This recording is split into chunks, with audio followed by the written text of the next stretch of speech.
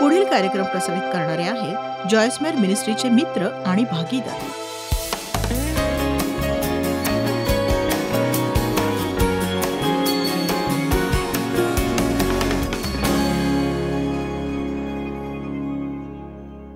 पुष्कळ लोकांना काहीतरी शोधावंसं वाटतं, तुम्ही काय करणं गरजेचं आहे ते. आणि त्याच प्रकारे तुम्ही थोडंसं आक्रमक व्हायला हवं, कारण बायबल सांगतं आक्रमण करणारे राज्य बळकावतात. बघा, या वचनापेक्षा अधिक कधीतरी आपल्याला समजलेलं असतं आणि मला समजतं की काही वेळा मी आक्रमक व्हायला हवं.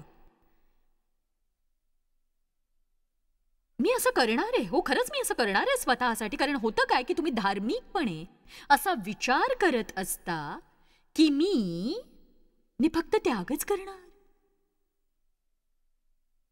मी हे कुटुंबासाठी करतेय, ठीक आहे, मला कशाचीच गरज नाहीये. हो तुम्ही असं करता, पण अगदी हुतात्मा बनू नका ना. हुतात्म्याचं कार्य असतं लोकांसाठी चांगलं करणं, त्रास झाला तरीही. ते कुणासाठी तरी काही करतात, नेहमीच त्याविषयी बोलतात, त्यात त्यांना स्वतःची चूक वाटते, वापरले गेल्याची, शोषण केल्याची भावना येते.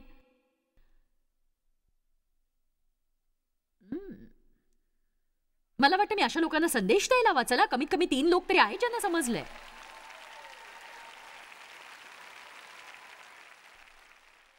तुम्ही जर असंतुलित झाला तर जे काही तुम्ही लोकांसाठी करता त्या बाबतीत तुम्ही नाराज होऊ लागता. तुम्ही स्वतःची काळजी घ्यायला हवी. काही जणांनी स्वतःसाठी काहीही केलेलं नाहीये आजवर, पुष्कळ काळापर्यंत. आणि जर मी तुम्हाला विचारलं तुम्हाला कशात आनंद वाटतो आणि स्वतःसाठी काय करायला तुम्हाला आवडेल, तर तुम्हाला समजणार नाही. कदाचित तरुण मातांना हे पटकन कळेल. मी माझ्या मुलीला नेहमी सांगते, कारण तिला चार मुलं आहेत, पैकी 2 टीनेजर्स आहेत. ती म्हणजे अगदी योग्य प्रकारे मुलांचं संगोपन होणं गरजेचं आहे अशी मला वाटतं हे महान लक्ष्य आहे. पण कधी कधी मला तिच्याशी बोलावं लागतं की तुला स्वतःलाही काही वेळ द्यायला हवाय. स्वतःसाठी तू वेळ काढला पाहिजेस. जाऊन फेशियल कर, विणकाम कर जर तुला आवडत असेल तर. पुस्तक वाच.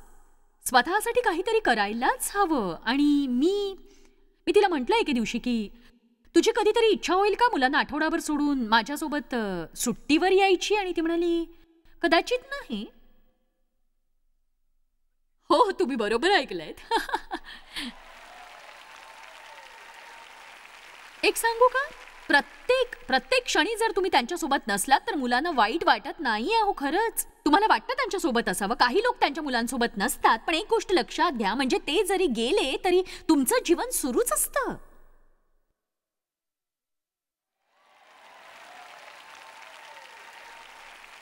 तर मग हे काय आहे? तर हे संतुलन, संतुलन, संतुलन, संतुलन, समतोल. तुम्हाला काय करायला आवडेल ते करण्यासाठी जरा वेळ काढा. ऐका, मी खूप काम करते, म्हणजे मी खूप कठीण अशी कामं करते, पण मला एक सांगायचंय तुम्हाला. घरी गेल्यावर मी एक मस्त कडक चहा पिणारे आलं टाकून. आणि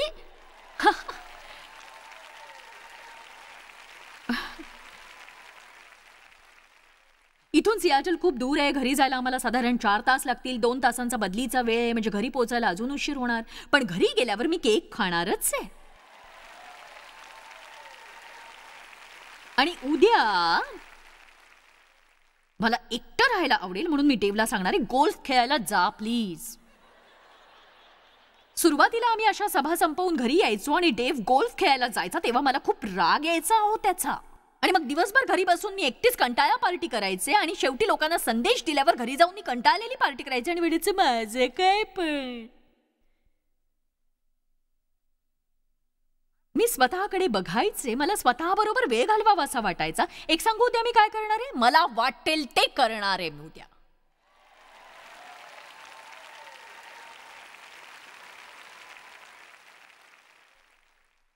पण अहो हाच मुद्दा आहे. बघा, आता त्या प्रकारावर मर्यादा पडलीय. सोमवारी सकाळी मी पुन्हा एकदा माझा मुखवटा घालते. तुम्ही रोजच्या जीवनात कुठे अडचणीत येतात, तर जर तुम्ही घेत असाल लोणी, ब्रेड, केक वगैरे, कारण मला हवं ते मी करणार आहे, पण मला जसं जगावंसं वाटतं तसं मी जगणार आहे. मला त्रास देऊ नका, कारण माहिती की खरंच तुम्ही तुमच्या जीवनाचा द्वेष कराल, कारण अशासाठी देवाने तुम्हाला उत्पन्न केलं नाही. पण मग जर तुम्ही सतत काम करत असाल, नेहमीच त्याग कराल, लोकांसाठीच काम करत राहाल, इतर लोकांना तुमच्या आयुष्यात ढवळाढवळ करू द्याल आणि नियंत्रित करू द्याल, हो म्हणणं थांबवा ज्याला देव नाही म्हणतोय त्याला. खुशमस्करे होणं बंद करा तुम्ही आणि देवाला संतोष विणारे व्हा. नाराज करणाऱ्यांपासून किंवा अशा गोष्टींपासून तुम्ही दूर राहा. प्रत्येक जण याचा फायदा घेतोय, हो का? मग तुम्हाला मर्यादांची गरज आहे. तुम्ही म्हणायची गरज आहे, इथून पुढे तुम्ही माझा गैरफायदा घेऊ शकणार नाही. मी पवित्र आत्म्याने चालवली जाणार आहे. मुक्तपणे वावरू देणारे लोक मला आवडतात. प्रत्येक बाबतीत स्पष्टीकरण देण्याची मला गरज नसते. जर एखाद्या गोष्टीमधून तुम्हाला शांती मिळणार नसेल तर तुम्ही ती करण्याची खरंच गरज नसते. अहो,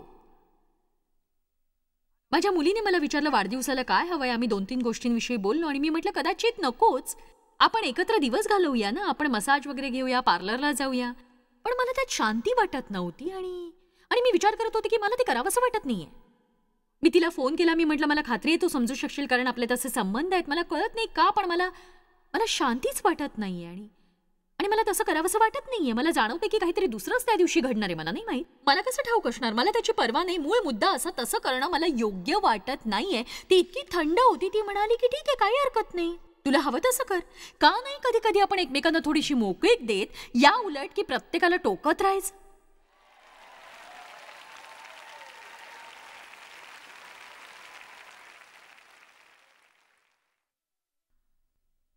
आपल्याला समतोलाची गरज आहे. तुमच्या शब्बाताच्या दिवशी तुम्ही आराम करा, हसा, देवाचा आदर करा, कुटुंबाचा आनंद करा, स्वतःसाठी काही खास करा. का ठाऊक आहे? कारण तुम्ही महत्वाचे आहात. आपल्याला कुठल्याही प्रकारे घमेंडखोर किंवा गर्विष्ठ व्हायचं नाहीये, जिथे आपण स्वतःला इतरांपेक्षा चांगलं समजू. दुनियेत आपण एकमेव व्यक्ती आहोत ज्याची सगळ्यांनी काळजी घ्यावी. पण मी काय सांगणार आहे त्यासाठी तुम्ही तयार असावं. तुम्ही इतर कुणाचीही काळजी घेऊ शकत नाही जर तुम्ही स्वतःची काळजी घेऊ शकत नसाल तर.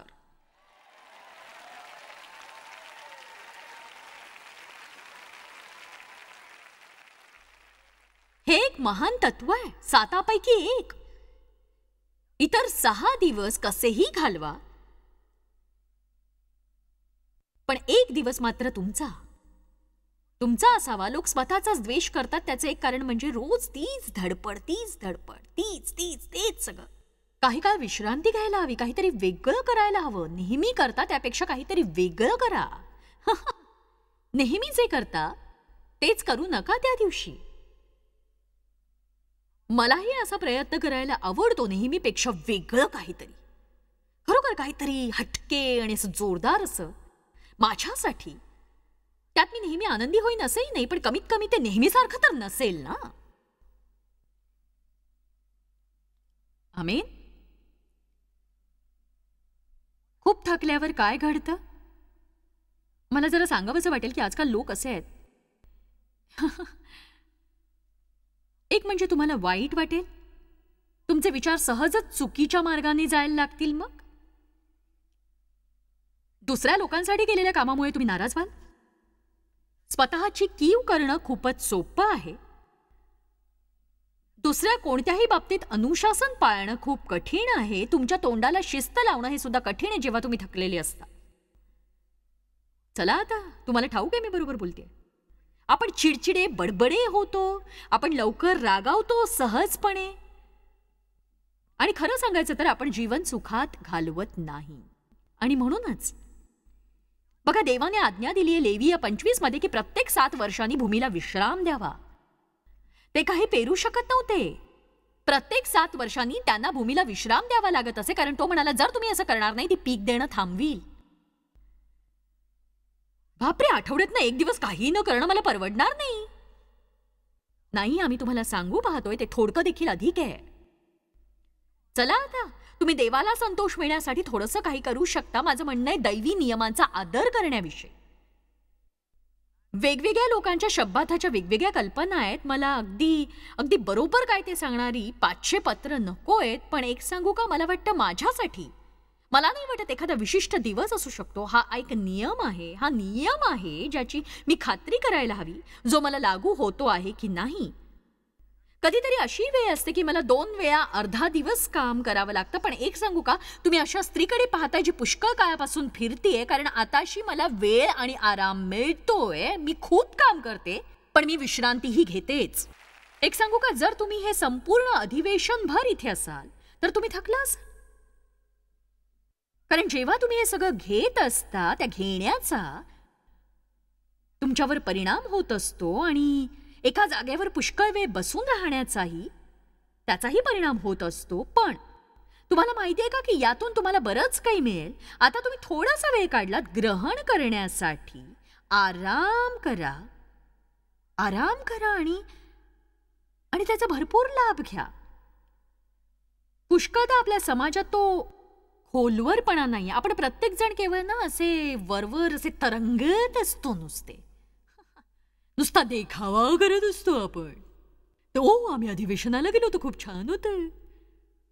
पुढच्या आठवड्यात तुम्ही सांगू शकाल का कुणाला मी काय शिकवलं ते? मुळीच नाही. जर त्यावर तुम्ही मनन आणि चिंतन केलं नसेल तर बघा, आपल्याला अधिक सल्ल्याची गरज आहे. थोडं थांबून त्यावर विचार करा. मला नाही वाटत लोकांकडे तेवढी खोली आहे, कारण प्रत्येकाला खूप घाई असते आणि घाई असेल तर खोलवरपणा येत नाही. हे कारण आहे लोकांच्या जीवनात वचनाचं कार्य न होण्याचं. कारण इतकं काही आपल्यासाठी उपलब्ध आहे आणि आपल्याला जे ठाऊक आहे त्याचा खरंच अभिमान आहे आपल्याला, पण ते आपल्यात मुळावलेलं नाहीये. बायबल सांगतं देववचन जेव्हा तुमच्या अंतःकरणात मुळावलं जाईल तेव्हा तुमच्या आत्म्याला वाचवण्याची शक्ती त्यात असेल. ते तारणाविषयी बोलत नाही तर आध्यात्मिक प्रौढतेविषयी बोलताय. पण वचन तुमच्या अंतःकरणात मुळावलेलं, रोपलं गेलेलं असावं. मी तर पेरणी करणाऱ्यासारखी बीज पेरते, म्हणजे मी हे सगळं फेकते. याचा अर्थ मी पुष्कळ काही बोलले ते सगळंच काही कुणाला आवडणार नाही. मी हा संदेश रेकॉर्ड केलेला असणं गरजेचं आहे आणि म्हणूनच इथून गेल्यावर तुम्हाला वाटलं की मला याची गरज आहे, खरंच मला याची गरज आहे. मित्रा, मला याची गरज होती. एक सांगू का, तुम्ही केवळ 10% प्राप्त करू शकला असाल मी जे बोलले त्यात. कारण तुमचं मन सदोदित भरकटलेलंच असतं, म्हणून मी जे काही बोलले ते तुम्हाला समजतच नाही. आणि एकाग्रपणात आपण पटाईत नाही. आता इथून बाहेर जाऊन जेवायचंय, मग रूम स्वच्छ करायचीये, मग हे करायचंय, ते करायचंय, माझ्या कुटुंबाने काय केलं असेल, ते काय करत असेल, वगैरे वगैरे.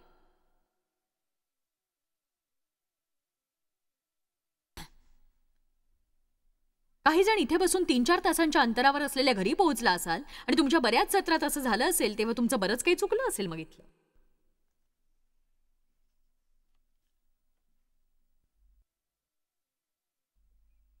आपल्या जीवनात थोडंसं संतुलन असलंच पाहिजे. आपण मातीत पक्के मुळावलेले असावं. बायबल सांगतं देवाच्या प्रीतीत मुळावलेले आणि पाया घातलेले असा. देववचनात मुळावलेले आपण असायला हवं. ख्रिस्तात खोलवर मुळावलेले असायला हवं. मुळावलेलं असणं, यासाठी मुळांची गरज आहे आपल्याला.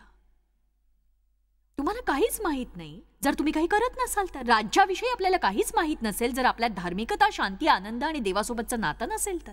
किती वेळा तुम्ही चर्चला जाता याची मला पर्वा नाही. तुमचं बायबल किती अधोरेखित आहे याची मला पर्वा नाही. तुमच्याकडे किती आध्यात्मिक पुस्तकं, सीडीज आहेत याची मला पर्वा नाही. जर तुम्ही तसं वागत नसाल तर बघा, आपल्याला हे सगळं माहीत असायला हवं. हरकत नाही त्यातलं काही कार्यरत नसेल तर.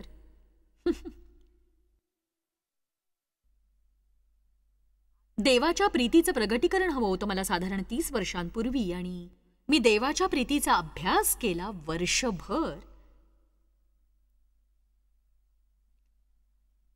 साधारण 10-12 वर्षांपूर्वी मला समजलं की माझ्यात गंभीर समस्या आहे. माझं चालणं उत्तम अशा प्रीतीतलं नाही. माझं सेवाकार्य खूप मोठं आहे, पण मला गरज आहे काही प्राथमिकता ठरवण्याची. येशू म्हणाला, मी तुम्हास नवी आज्ञा देतो की तुम्ही एकमेकांवर प्रीती करावी. आणि मी पवित्र आत्म्याच्या साहाय्याने माझ्या प्रीतीच्या चालण्यात जोरदार सुरुवात केली आणि मी इतर कुठल्याही गोष्टीपेक्षा त्याचा अभ्यास केला. कारण तुम्ही प्रीतीत चालूच शकणार नाही जर तुम्ही सदैव ते आपल्या समोर ठेवलं नाही तर. तुमच्या दैहिकतेमध्ये इतर लोकांबाबत चांगलं असं काहीही नाही. तुमच्या दैहिकतेमध्ये असं काही नाही जे त्याग करून तुमचे पैसे किंवा तुमच्या गोष्टी देऊन टाकू इच्छितात. काहीच नाही. तेव्हा जर तुम्हाला प्रीतीत चालायचे, तुम्हाला ते हेतुपूर्वक करायला लागेल आणि केवळ एकच मार्ग आहे जो तुम्ही अवलंबू शकता, तो म्हणजे तुमच्या समस्या समोर ठेवणं समस्या. आणि तुम्हाला तुमच्या जीवनात काही वेळ राखून ठेवायला हवा. जेव्हा तुम्ही काही करत नसाल तो तुमचा फावला वेळ असतो. माझा फावला वेळ सकाळी असतो, वेळ राखूनच मी सकाळी कामाची सुरुवात करते. मला व्यसन आहे देवासोबत वेळ घालवायचं. तसं केलं नाही तर काय होईल हे देवालाच ठाऊक. कारण तुमच्या फावल्या वेळातच तुम्ही देवाकडून ऐकू शकता, तुमच्या फावल्या वेळातच तुम्ही स्वतःला ओळखू शकता, तुमच्या फावल्या वेळातच तुम्हाला कळू शकतं की कदाचित काल केलेलं काम हे पूर्णतः चुकीचं होतं. आणि बघा, गेल्या आठवड्यात मी एकदा उठले तेव्हा खराब मूड होता माझा आणि मला वाटत होतं की मी खरंच खूप महान आहे, खूप छान छान वाटतंय. आणि मग मी त्या फावल्या वेळात गेल्यावर मी विचारलं की ठीक आहे देवा, माझं काय बिनसलंय ते सांग. देवालाच विचारून पाहूया माझं काय चुकतंय ते, इतरांना दोष देणं थांबूया. जर तुम्ही हे केलं तर मला बरं वाटेल, तुम्ही ते केलं ना तर मला बरं वाटेल, जर तुम्ही हे केलं नाही तर मला नाही वाटणार बरं. नाही, आपण थोडा वेळ काढायला हवा आणि म्हणायला हवं देवा, माझी समस्या काय ती दाखव. चला आता एक सांगू का, हे खूप कुतूहलजनक आहे. मी शोधून काढलं की जे काही मी परवा केलेलं आहे, जर मी एखाद्या मर्यादेचा अनादर केला ज्या साधारणपणे जीवनात माझ्या आहेत, तर एक सांगू का, ती मर्यादा कोणती आहे? आठवणींपासून मी स्वतःला अति दूर जाऊ देत नाही. कारण बऱ्याच काळापूर्वी मला समजलंय की जेव्हा मी देवाला माहीत असलेल्या गोष्टी शोधण्यात खूप घालवते वेळ, तेव्हा मी गोंधळलेली, हताश आणि चिडचिडी होते. आणि आता माझ्यासाठी ही खूप मोठी गोष्ट आहे, खूप मागे जाऊन तुम्हाला सगळं काही सांगत बसणं. पण याचा अर्थ मला शोधण्याचं व्यसन होतं. म्हणजे मला प्रत्येक गोष्टीचं उत्तर हवं असायचं. जर तुम्ही देवावर विश्वास ठेवता तर मग तुम्ही अनुत्तरित प्रश्नांसाठी थांबा. जर तुम्ही म्हणाल देवा मला हे मिळत नाही, मी तुझ्यावर विश्वास ठेवतीये,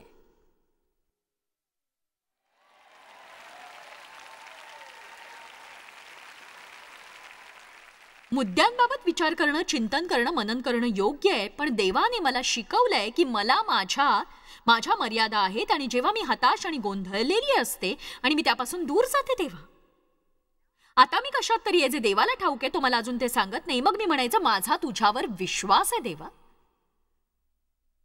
बघा, हा संदेशाचा महत्वाचा भाग आहे तुमच्यासाठी. खरंच काय घडलं ते मी तुम्हाला सांगते. वेगवेगळे असे काही प्रसंग होते ज्यामध्ये आमच्या मित्रांवर भयानक वेळ आली त्यांच्या जीवनामध्ये. आणि एकातून मी त्यांना पार नेत असतानाच दुसरी लगेचच आ वासून समोर उभी राहिली. आणि बघा मित्रांनो, मी नुकताच विचार करत होते की हे असं कसं काय घडू शकतं. मला काही कळत नाहीये. ते खूप मोठे लोक आहेत आणि असेत आणि तसेत. मी डेव्हशी बोलले, तो नेहमी योग्य उत्तर देतो, पण आता मी त्याच्यावर रागावले कारण मला ती उत्तरं नको होती अजिबात. सगळं काही छान चाललं होतं आणि मी जणू काही हो ठीक आहे, मला ते माहिती आहे, मला काही उत्तरं हवी आहेत. नंतर मला समजलं, आता मी इथे आहे. दुसऱ्या दिवशी मला खूप उदास वाटलं, काहीसं निराश असं वाटलं, थोडं हताश. म्हटलं सीमा घालण्याची वेळ. देवा मला सांग माझ्या सीमा काय आहेत. तो म्हणाला कालचा संपूर्ण दिवस तू काहीतरी आठवण्यात घालवलास जे तुला आठवतही नव्हतं. आणि नंतर मला जाणवलं की मी स्वतःचीच सीमारेषा ओलांडली होती. त्यामुळेच मी संकटात सापडले. देवाने मला दाखवलं आणि त्यामुळे काही चांगल्या गोष्टी मी शिकले. त्यातून बाहेर पडण्यासाठी त्याने मला करिंथ 13 कडे नेलं. आपल्याला काही भाग ठाऊक आहे, आपण आधीच काही भाग सांगून टाकतो. जेव्हा तो येईल तेव्हा आपल्याला समजेल जे माहीत असेल ते. पण यामध्ये विश्वास, आशा आणि प्रीती ही तीनही टिकणारी आहेत. आणि त्यात प्रीती ही श्रेष्ठ आहे. आणि मला मिळालेला हा संदेश, पुष्कळ गोष्टी तुम्हाला ठाऊक नसल्या तरी एक गोष्ट तुम्ही करू शकता, ती म्हणजे तुम्ही प्रीतीत राहू शकता. आणि म्हणून कदाचित मला समजणार नाही अशा विचित्र गोष्टी माझ्या मित्रांच्या बाबतीत का घडल्या, तरी मी त्यांच्यावर प्रीती करू शकते. मी त्यांच्यासाठी उभी राहू शकते, त्यांच्यावर प्रीती करू शकते, प्रार्थना करू शकते. त्या प्रसंगातून पार जाण्यासाठी मला सगळं काही कळतं. या विचारांच्या पलीकडे मी जायला हवं. नीतिसूत्र 3 म्हणतं, तू आपल्याच बुद्धीवर अवलंबून राहू नको. तू आपल्या सर्व मार्गात त्याचा आदर कर, म्हणजे तो तुझा मार्गदर्शक होईल. तू आपल्या दृष्टीने स्वतः शहाणा समजू नकोस. नंतर पुढे तो म्हणतो, ते तुझ्या हाडांना आरोग्य असे होईल. काहींचं जीवन खूप वाईट असेल कारण केवळ तुम्हाला समजत नसलेल्याच गोष्टी तुम्ही सोडून देत नाही. आपण खूप मोठ्या वाईट स्वार्थी जगात राहतोय. पुष्कळचं जग हे शापित आहे. जगात पापाचे नियम कार्यरत आहेतच. देव तर न्यायी आहे. पण कधी कधी आपल्या बाबतीत जे घडतं ते न्यायाचं नसतं. मी एक सांगू का, आपण अविनाशी असे आहोत. देवाची वचनं ही पुष्कळ अभिवचनांची आहेत आणि बायबल सांगतं पवित्र आत्मा जो आपल्याला मिळालाय तो येणाऱ्या सगळ्या चांगल्या गोष्टींसाठीचा इसार आहे. तर जे काही आपण अनुभवतो ते 10% असेल तर मित्रांनो तिथे जाण्यासाठी मी रोखून राहू शकत नाही. पण देवाने मला सांगितलेलं आहे तुमच्या विचारानुसार एखादी गोष्ट जर तशीच घडत नसेल तर या इथे माझ्या वचनानुसार, याचा अर्थ असा नाही ती घडणारच नाही, ती कदाचित घडेल दुसऱ्या वेळेच्या चौकटीत. आपण अविनाशी असे आहोत आणि आपलं अविनाशी जीवन सुरू होतं ज्या क्षणी आपला नव्याने जन्म होतो त्या वेळेपासून. पण जेव्हा आपण मरतो आपण केवळ दुसऱ्या गोष्टी जात नाही, ते जणू फिरत्या दरवाजातून आत जाण्यासारखं आहे. आणि जे काही आपल्याला इथे प्राप्त होत नाही प्रियानो त्याची काळजी त्वरित घेतली जाईल जेव्हा आपण दुसऱ्या जागी जाऊ तेव्हा. एक सांगू, बायबल सांगतं क्षणात निमिषार्धात आपण बदलून जाऊ.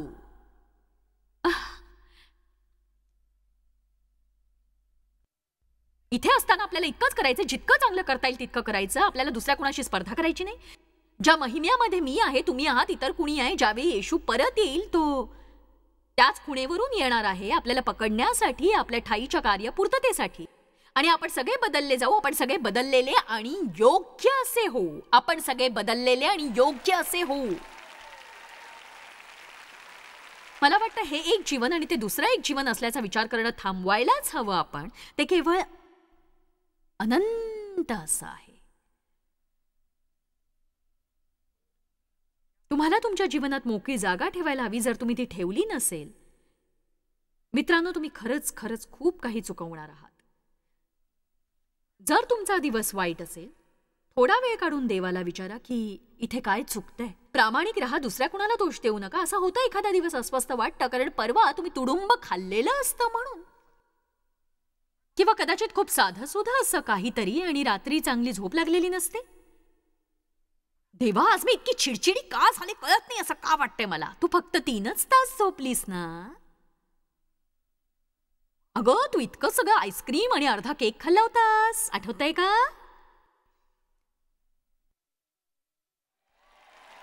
चला आता